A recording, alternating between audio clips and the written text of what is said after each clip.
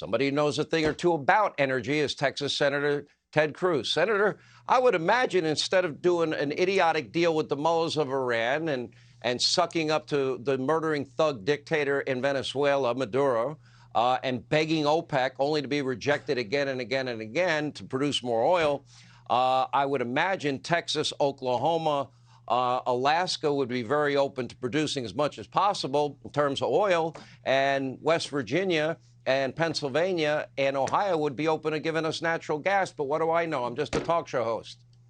Well, Sean, you're absolutely right. But you know, as you know, the Democrats are in panic mode. They're in free fall because they created this crisis. You know, I enjoyed watching your video of Pete Buttigieg talking about wild price fluctuations. When Joe Biden became president, gasoline, the average price was $2.38 a gallon.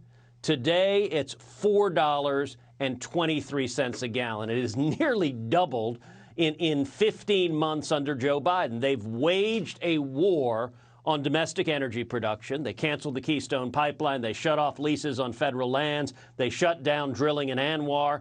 All of that's deliberate. It's what Joe Biden promised. He told Democratic primary voters, if you elect me, I will halt drilling. And you know what? That's a promise that he has been working overtime to keep.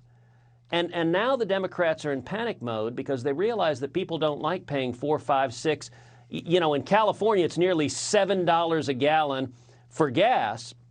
And so on inflation, the White House has had 5 separate lies on inflation. Their first lie was, it's not happening. Don't believe your eyes. There is no inflation. Their second lie was, oh, it's transitory. Yes, it's happening, but it's transitory just for a moment. Their third lie, this was from Ron Klain, is it's a high-class problem. It's there, but it's a high-class problem. Aren't you lucky to have inflation? Their fourth lie was it's happening. It's not transitory. It's not high-class, but it's a good thing. It's a sign of how great the economy is that you can't afford to pay for your groceries or fill your car.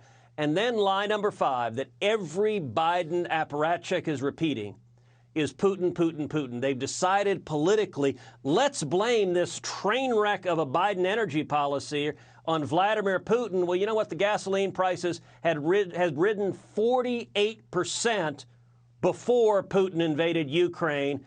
As the stickers say on the gas pumps, I did this, Joe Biden did this.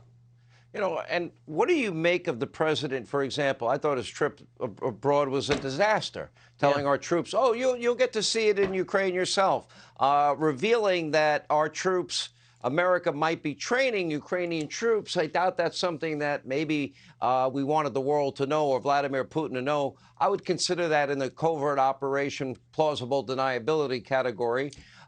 Then calling for regime change only to be corrected by his own staff as they clean up his mess, and then to double down and do it again after they cleaned up the mess, and now there's no way to clean it up this time on top of every other gaffe that he makes. Your reaction? I don't think he's cognitively up to this job, Senator, and it's dangerous.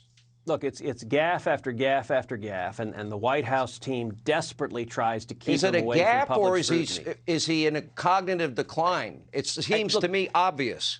Yeah, look, he's clearly in major decline. I can tell you it's strange. Biden, they don't allow him to talk to most Republican senators. When we have lunch together, Republican senators, almost to a person, none of us have spoken to him since he became president. That's weird. Look, Joe Biden swore me into office 10 years ago. We all know him. He served in the Senate for 4 decades. But the White House is terrified that anyone who interacts with him realizes he's not up to the task. So they keep him protected. They keep him on talking points. They give him a narrow script. And even that, he screws up. And you know, you've got this war in Ukraine. Joe Biden caused this war in Ukraine. How did he do it? When he waived sanctions on Nord Stream 2, sanctions that I authored, that I wrote, that Donald Trump signed into law. When he waived those sanctions, he let Putin build the natural gas pipeline to get his gas to Europe, which is why Putin invaded Ukraine. The president of Ukraine told us the reason Putin invaded Ukraine is because of Nord Stream 2. And I got to say, Sean, it's an amazing thing that there's one pipeline and one pipeline on planet Earth that Joe Biden and his cronies like, and that's Nord Stream 2 because it helped Vladimir Putin. But if there are pipelines in America that create jobs here at home, they want to shut them all down. Can you explain the difference if you drill for a barrel of oil in one of the OPEC nations, or Venezuela, or Iran, or Russia, or the United States?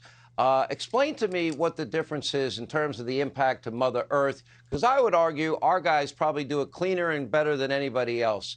But yet they're okay with importing oil and begging tyrants for oil, but they're not okay with drilling our own oil and using our own resources. I can't explain that one, can you?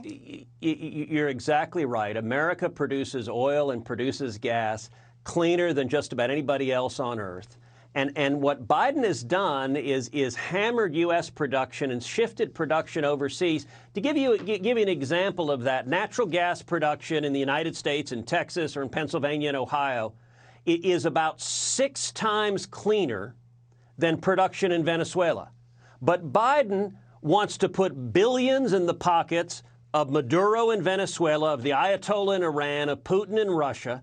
And he wants to do it at the same time that they produce more oil and gas that pollutes more, that emits more CO2. He's not doing this for the environment. The environment keeps getting worse because he is reducing clean U.S. production and shifting to dirty foreign production.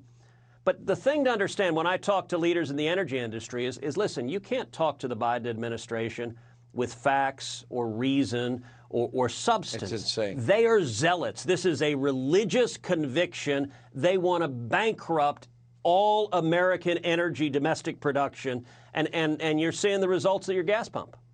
All right, Senator Ted Cruz, Texas, thank you as always. Hey, Sean Hannity here. Hey, click here to subscribe to Fox News YouTube page and catch our hottest interviews and most compelling analysis. You will not get it anywhere else.